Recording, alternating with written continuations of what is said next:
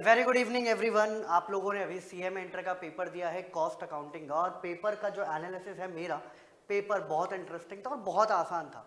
अगर आपने क्लासेस में डेडिकेशन के साथ पढ़ाई करी है तो जिन लोगों के पेपर्स की बात करें, पेपर बहुत स्कोरिंग था, बहुत बढ़िया पेपर था। सीएम इंस्टीट्यूट ने ऑलमोस्ट सारे कॉन्सेप्ट कवर अप करने की कोशिश करी है और हर एक पॉइंट पूछा है थोड़ा थोड़ा। यहाँ बात करने वाले हैं इस सेशन में हम लोग ऑब्जेक्टिव क्वेश्चंस के रिगार्डिंग कि सर क्या पूछा गया था ऑब्जेक्टिव में, कौन कौन से टॉपिक्स थे। जनरली जब हम लोग क्लास में डिस्कस कर रहे होते हैं तब मैं बता देता हूँ ये चैप्टर ऑब्जेक्टिव मैनर में इंपॉर्टेंट है। इतना पोर्शन हम लोगों के ऑब्जेक्टिव में थियरी पूछ सकते हैं, इतना हम लोगों के सब्जेक्टिव पूछ सकते हैं, प्रैक्टिकल पूछ सकते हैं। ऐसे सारी बातें हम लोगों ने डिस्कशन में लेकर आए थे। देखते हैं क्या थियरी एलिमेंट्स था। और अगर पेपर की बात करें ऑब्जेक्टिव क्वेश्चन, मेरे पास बहुत सारे रिप्लाईज आए, सर मेरे 12 ऑब्जेक्टिव करेक्ट हैं, ऑलमोस्ट 13 ऑब्जेक्टिव करेक्ट हैं, 14 ऑब्जेक्टिव करेक्ट है। तो ये जो ऑब्जेक्टिव थे वो आप लोगों के लिए बहुत स्कोरिंग रहने वाले थे। पेपर की बात करते हैं बच्चों। हमारे फर्स्ट ग्रुप का आखिरी पेपर हम लोगों ने दिया है, देखते हैं क्या पेपर था। सर फर्स्ट क्वेश्चन था हम लोगों का, विच of the following classification is meant for distinguishing between direct cost and indirect cost. Sir direct cost और इनडायरेक्ट कॉस्ट को डिस्ट्रीब्यूट किया जाता है या बाइफरकेट किया जाता है on the basis of element के बेसिस पे। सर हम लोग एलिमेंट के बेसिस पे डिस्ट्रीब्यूट करते हैं डायरेक्ट कॉस्ट और इनडायरेक्ट कॉस्ट को। थ्योरी क्वेश्चन था, बेसिक क्वेश्चन था हम लोगों का। कहानी आगे बढ़ी बच्चों सेकंड क्वेश्चन के regarding, which one of the following cost is the value of the best alternative course in action was not chosen। ये एग्जैक्ट क्वेश्चन ना हम लोगों के अभी सीएमए फाउंडेशन में पूछा गया था। अगर हम लोगों को एक ऑब्जेक्ट चूज करना होता है या एक प्रोडक्ट या एक बिजनेस चूज करना होता है तो एक प्रोडक्ट को छोड़ना पड़ता है, जिसको हम लोग अपॉर्चुनिटी कॉस्ट के नाम से जानते हैं। तो sir opportunity cost, sir but option में तो अपॉर्चुनिटी कॉस्ट था ही नहीं, संक कॉस्ट था, रिलेवेंट कॉस्ट था, इकोनॉमिक कॉस्ट था और इम्प्यूटेड कॉस्ट था। नंबर ऑफ स्टूडेंट्स यहाँ रिलेवेंट कॉस्ट लगा के आए हैं, जबकि अगर कभी नोटिस किया हो कई बार अपॉर्चुनिटी कॉस्ट का नाम वर्ड यूज होता है इकोनॉमिक कॉस्ट। तो इकोनॉमिक कॉस्ट और अपॉर्चुनिटी कॉस्ट एक ही टर्म थी। करेक्ट आंसर होता बच्चों यहाँ पे सी। मैं यहाँ पे आपको साथ साथ मार्क करता हुआ चलूंगा कि कौन कौन से ऑप्शंस हमारे करेक्ट होने चाहिए थे। सर अगर हम लोग बात करें हमारे 15 क्वेश्चंस पूछे गए थे,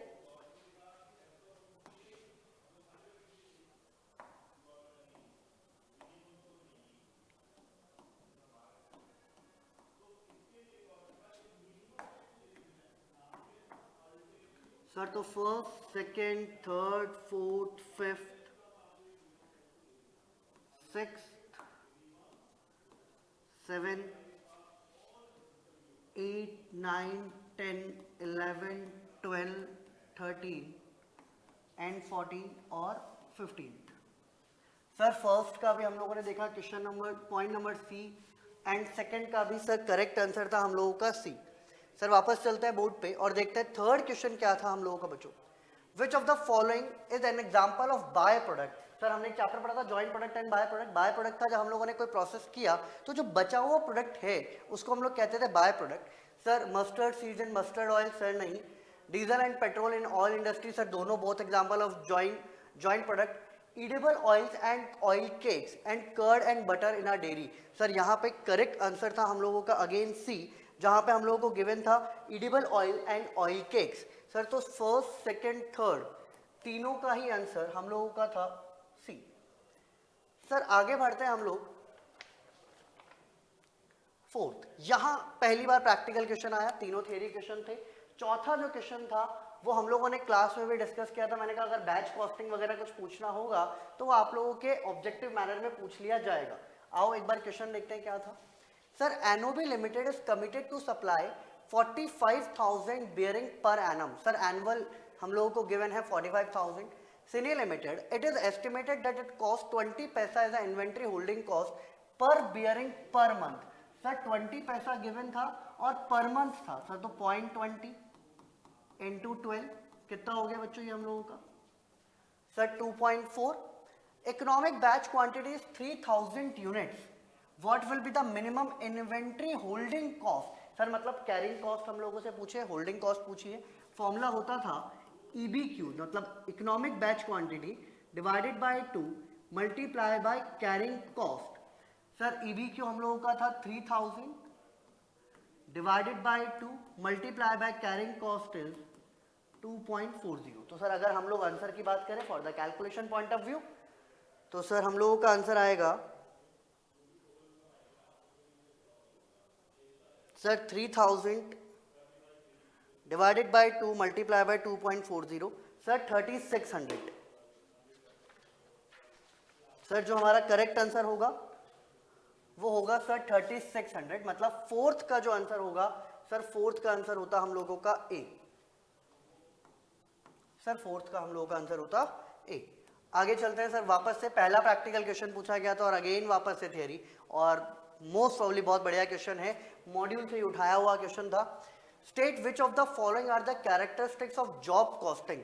सर जॉब कॉस्टिंग की कैरेक्टरिस्टिक्स पूछिए। होमोजीनियस प्रोडक्ट, सर नहीं, ये नहीं है, क्योंकि सेम प्रोडक्ट नहीं होता। जॉब कॉस्टिंग हम लोग ऑर्डर से बनवाते हैं, अलग अलग अलग अलग प्रोडक्ट्स होते हैं, तो ऑर्डर वाइज प्रोडक्ट होता है। कस्टमर ड्रिवन प्रोडक्शन, सर हाँ, कस्टमर डिमांड करता है वैसा प्रोडक्ट रेडी किया जाता है। Complete production possible within a single accounting period. बच्चों हमने पढ़ा था job costing short term duration है, contract costing long term duration है। तो सर सेकंड और थर्ड, तो सर फिफ्थ का second and third only. Again sir option number C, CMA institute को सी बड़ा ऑप्शन पसंद आ रहा था इस बार पेपर में, तो सर हम लोग का फिफ्थ का जो आंसर होगा वो होगा सी। सर फिफ्थ का आंसर अगर हम लोग बात करें तो सी। थियरी पोर्शन था अगेन। सर सिक्स्थ, सौतन लिमिटेड या सॉटवन limited producing product NB provides the following information. ये क्वेश्चन था डायरेक्ट एक्सपेंस से related. Royalty paid on sale, sir ये भी डायरेक्ट एक्सपेंस होता है, ये कंफ्यूज करने के लिए जरूर बोला गया था। सर ये भी डायरेक्ट एक्सपेंसेस का पार्ट है। Sir design charges paid for the product, sir ये भी डायरेक्ट एक्सपेंस का पार्ट है। और higher charges of equipment use for the production, sir ये भी डायरेक्ट एक्सपेंस का पार्ट है। तो टोटल सर हम लोगों का हो गया 76,000। Sir correct answer is a, 76,000 हम लोगों का डायरेक्ट एक्सपेंसेस होगा। सर सिक्स्थ की बात करें तो sixth option is a. Sir seventh, आगे चलते हैं। Which one of the CS deal with the principle and methods of determining the repairs and maintenance cost? तो सर CS4, CS12, CS15, CS19 theoretical question था बेसिकली, और correct answer is CS12। CS12 deal करता है हम लोगों का repairs and maintenance cost के रिगार्डिंग। सर तो हम लोग सेवेंथ की बात करें, सेवेंथ का option number B, option number B.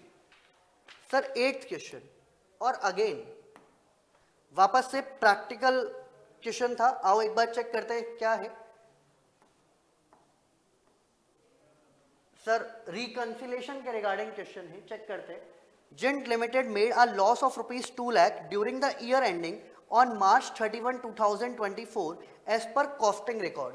Sir costing के अकॉर्डिंगली हम लोगों को गिवन है प्रॉफिट और लॉस। सर लॉस गिवन है, सर 2 लाख रुपए का लॉस गिवन है कॉस्टिंग के अकॉर्डिंगली। हमें किसका प्रॉफिट और लॉस निकालना है?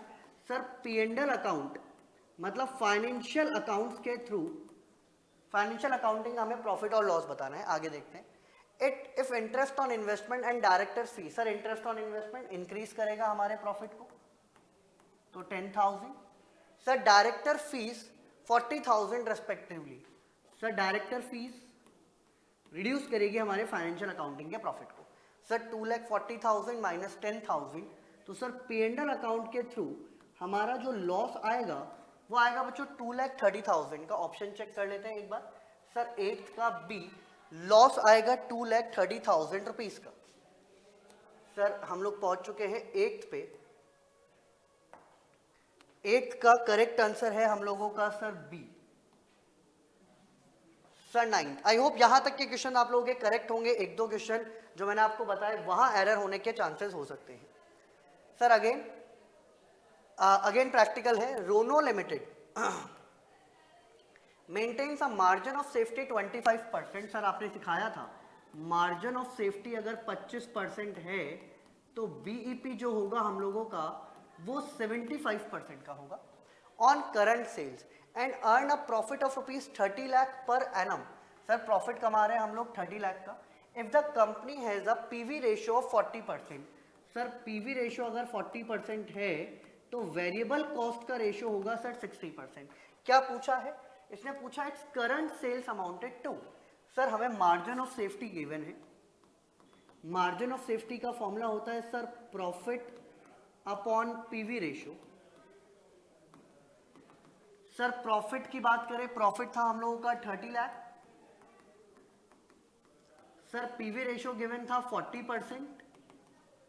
तो सर मार्जिन ऑफ सेफ्टी आ जाएगा हम लोगों का 75 लाख का।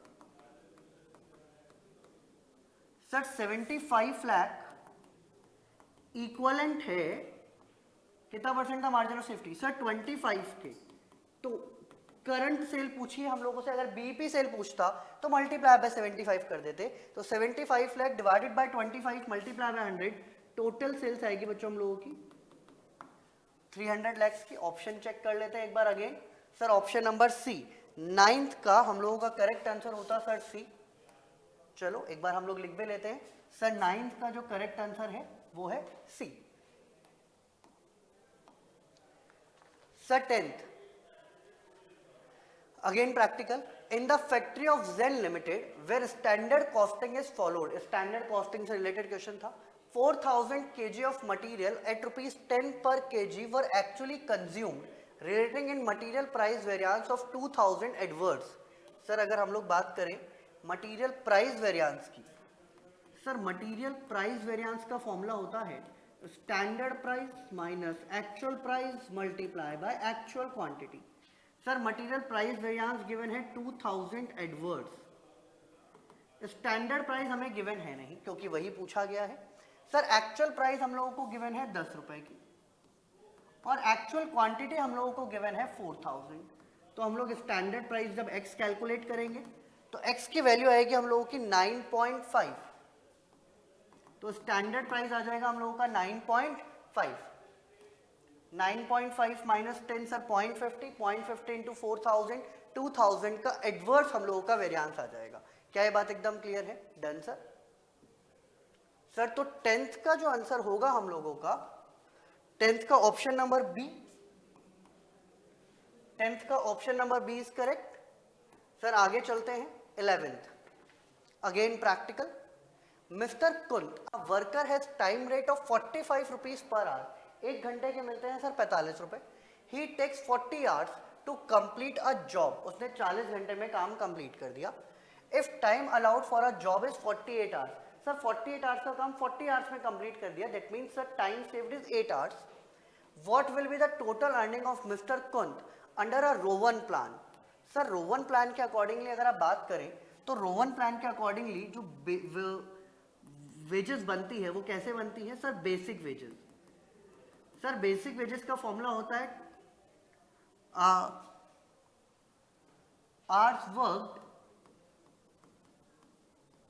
Multiply by rate per hour. Sir कितने घंटे काम किया? सर इन्होंने 40 आवर्स काम किया। एक घंटे के देते हैं सर हम लोग 45 रुपीज। सर साथ में बोनस भी दिया जाएगा। सर बोनस का फॉर्मूला होता है actual time upon standard time multiply by time saved multiply by rate per hour. Sir actual time था इनका 40, सर स्टैंडर्ड टाइम था 48, सर टाइम सेव था 8 आवर्स और रेट हम लोगों को गिवन थी 45। सर ये आएगा हम लोगों का 300 और ये आएगा आई थिंक 1800। सर टोटल की बात करें तो 11th का जो टोटल आ रहा है हम लोगों का वो आ रहा है 2100 रुपीज का।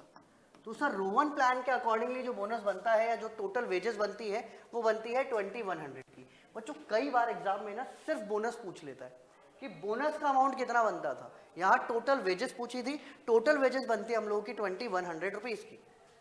सर तो 11th की बात करें, 11th का जो हमारा करेक्ट आंसर होगा सर 2100 ऑप्शन नंबर ए में गिवन था हम लोगों को 2100। सर आगे बात करें, batch costing is applied effectively in the following situation. Paper manufacturing नहीं सर, तो बैच कॉस्टिंग की बात हो रही है। Drug manufacturing, designing, cloth manufacturing and oil refining. Sir अगर हम लोग बात करें तो बैच कॉस्टिंग फॉलो होती है ड्रग मैन्युफैक्चरिंग पे। मेडिसिन के पीछे सर बैच नंबर लिखे हुए होते हैं। तो 12th का जो आंसर होता सर हम लोगों का 12th का आंसर होता sir B. Sir, 13th, if the raw material prices are suffering from inflation, which of the following methods of valuing stock will give the lowest gross profit? Sir inflation की वजह से अगर prices increase हो रहे हैं तो issue prices जो है वो हम लोगों की ज़्यादा कॉस्ट होगी, तो हमारा ग्रॉस प्रॉफिट किस में कम आएगा? सर हमारा ग्रॉस प्रॉफिट कम आएगा लिफो मैथड्स में। हमारा जो ग्रॉस प्रॉफिट होगा सर वो कम आएगा। पॉइंट नंबर था इलस्ट्रेशन, पॉइंट नंबर 12 था हम लोगों का, क्वेश्चन नंबर 12 था सर हमारा जो लोएस्ट ग्रॉस प्रॉफिट आएगा वो कौन सा मेथड में आएगा? लिफो मेथड में आएगा। तो सर 13th का ऑप्शन नंबर ए। और ये क्वेश्चन ना एज इट इज आप लोग चेक करेंगे ना तो सीए फाउंडेशन में ट्रू एंड फॉल्स में गिवन है। Fix cost are treated as, sir इसके रिगार्डिंग तो हमने क्लास में नंबर ऑफ टाइम डिस्कशन किया है। फिक्स कॉस्ट क्या है? पीरियडिक कॉस्ट होती है जो इवनली ऑकर होती है, ऐसा हम लोग मान के चलते हैं। तो sir fix cost are periodic cost.